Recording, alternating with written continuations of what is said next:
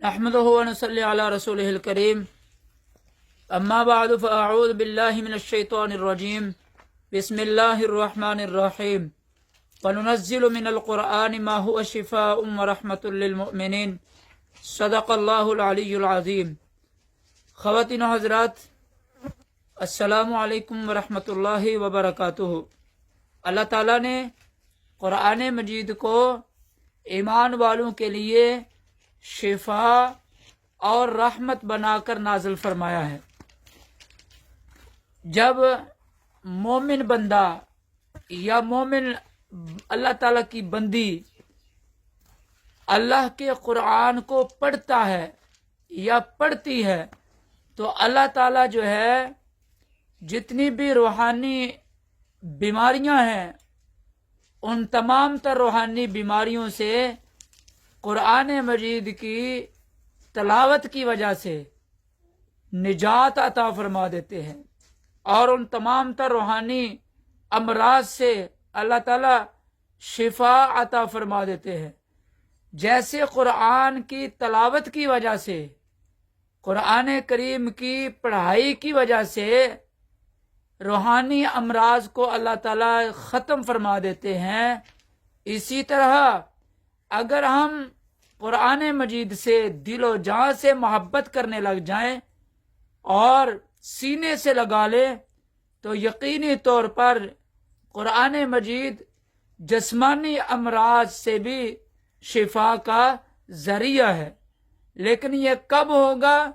جب ہمارا یقین کامل ہوگا کہ بھئی اسی قرآن کی وجہ سے ہمیں روحانی بیماریوں سے بھی شفا ملتی ہے اور اسی قرآن مجید سے ہمیں جسمانی بیماریوں سے بھی شفا ملے گی۔ چنانچہ جب کبھی سر درد ہوتا ہے تو سر درد کا جو تعلق ہے یہ جسم کے ساتھ ہے، بخار ہوتا ہے اس کا تعلق جسم کے ساتھ ہے، اور اسی طرح جتنی بھی جسمانی امراض ہیں جب وہ بندے کو لاحق ہوتی ہیں تو بندہ جو ہے قرآن کی طرف رجوع کرتا ہے، یعنی سورۃ الفاتحہ پڑھتا ہے، اور سورۃ الفاتحہ کو 3 بار 5 بار 7 بار 11 بار 41 بار پڑھ کر جو ہے دم کرتا ہے، اپنے اوپر دم کر لیتا ہے، یا پانی پر دم کر کے اس پانی کا چھڑکاؤ اپنے اوپر کر لیتا ہے، یا وہ پانی پی لیتا ہے، تو اللہ تعالیٰ جو ہے گویا کہ جسمانی مرض سے بھی جو ہے شفا عطا فرما دیتے ہیں۔ سر کی درد ختم ہو جاتی ہے، بخار اتر جاتا ہے، اور اسی طرح جتنے بھی امراض ہیں اگر یقین کامل ہو تو حتیٰ کہ بڑے بڑے جو امراض ہیں، موذی امراض، مہلک امراض، اللہ تعالیٰ ان سے بھی نجات عطا فرما دیتے ہیں، شفا عطا فرما دیتے ہیں۔ بس بات اتنی سی ہے کہ ہمارا یقین کامل بن جائے کہ شفا اگر ملے گی تو اللہ کے قرآن ہی سے ملے گی۔ اسی لیے اللہ تعالیٰ نے قرآن کریم کے متعلق فرمایا ہے وَنُنَزِّلُ مِنَ الْقُرْآنِ مَا هُوَ شِفَاءٌ وَرَحْمَةٌ لِّلْمُؤْمِنِينَ کہ ایمان والوں کے لیے قرآن مجید کو شفا اور رحمت بنا کر ہم نے نازل فرمایا ہے۔ تو یہ اللہ تعالیٰ کا فرمان عالی شان ہے۔ اس لیے خواتین و حضرات، اللہ کے قرآن کے ساتھ عشق کیجئے، محبت کیجئے، والہانہ محبت کیجئے، اور اس کو مضبوطی سے تھامے رکھیے اور اس کو سینے سے لگائے رکھیے۔ انشاءاللہ دنیا بھی سنورتی چلی جائے گی، آخرت بھی سنورتی چلی جائے گی۔ اور بڑھتے ہیں آج کے قرآنی وظیفے کی طرح، کیونکہ ہمارا عنوان ہی قرآن کی عظمت کو اجاگر کرنا، قرآن کی شان کو اجاگر کرنا، قرآن کے جو ہے نسخہ کیمیا ہونے کو اجاگر کرنا۔ چنانچہ اسی حوالے سے ہم آپ کو جو ہے قرآن کے ساتھ جوڑنے کی غرض سے قرآنی وظیفہ بھی ہم بتاتے ہیں الحمدللہ، اور ہر ویڈیو میں ہم آپ کو بتاتے رہتے ہیں۔ چنانچہ آنے والی تمام تر ہماری ویڈیوز کے اندر بھی یہی ہمارا جو ہے وہ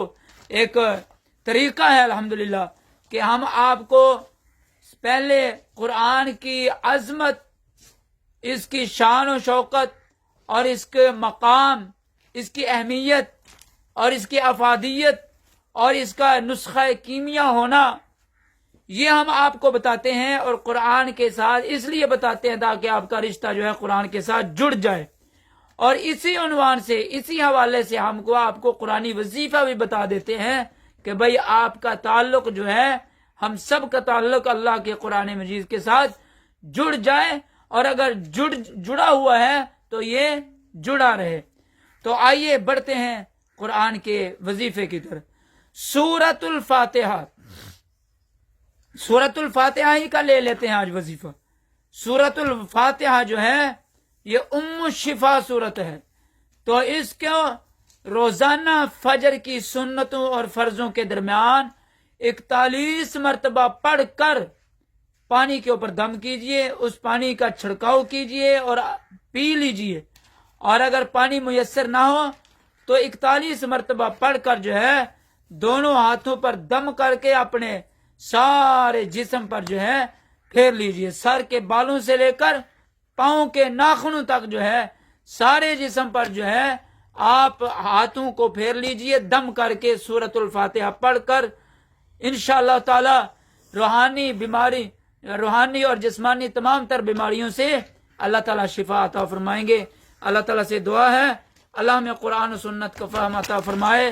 اور اس پر عمل کرنے کی توفیق عطا فرمائے۔ وآخر دعوانا ان الحمد للہ